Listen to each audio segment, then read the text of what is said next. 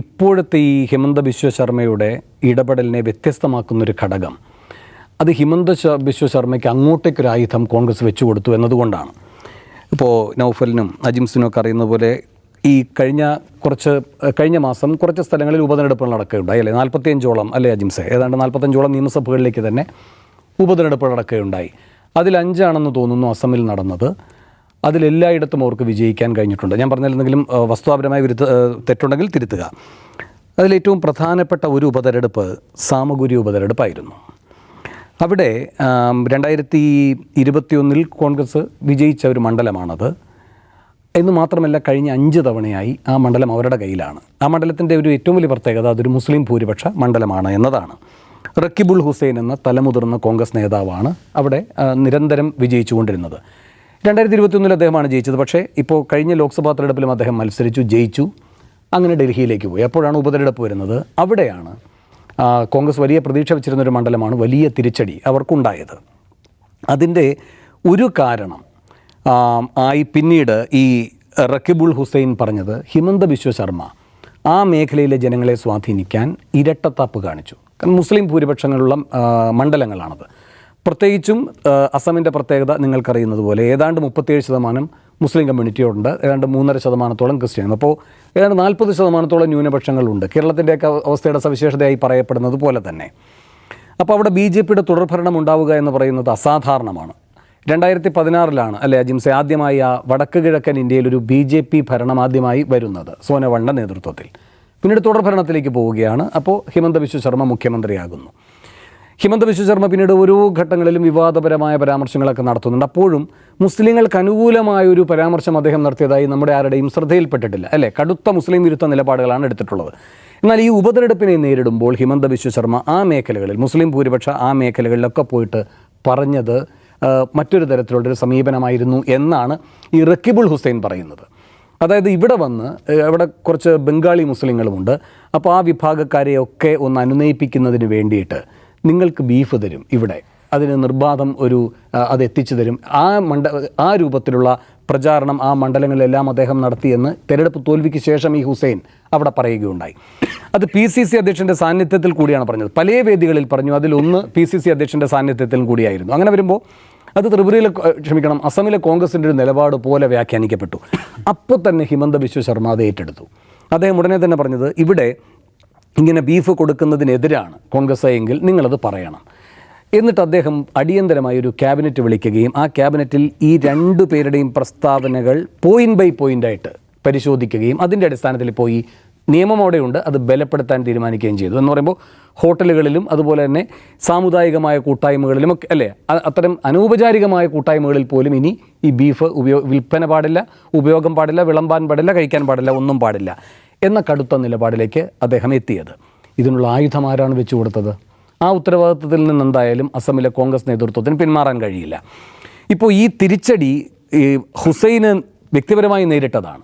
കാരണം അവിടെ അദ്ദേഹം നിർത്തിയ സ്ഥാനാർത്ഥി അദ്ദേഹത്തിൻ്റെ മകനായിരുന്നു. 24 വയസ്സേ ഉള്ളൂ, തൻസീർ ഹുസൈൻ.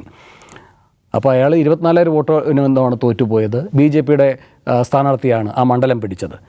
അത് ഹുസൈനെതിരായിട്ടുള്ളൊരു വികാരമായിരുന്നു. കാരണം മുസ്ലിം പ്രാതിനിധ്യം ഉറപ്പാക്കുക, മുസ്ലിം സംരക്ഷണം ഉറപ്പാക്കുക തുടങ്ങിയ നിലപാടുകളാണ് ഹുസൈൻ ഉള്ളത് എങ്കിൽ അനന്തരാവകാശിയെ മകനെ വയ്ക്കുകയല്ല വേണ്ടത്. അപ്പോൾ അവിടെ എല്ലാം സ്വാധീനത്തിൽ വയ്ക്കുക, അതൊരു സ്വാർത്ഥ താല്പര്യമാണ്.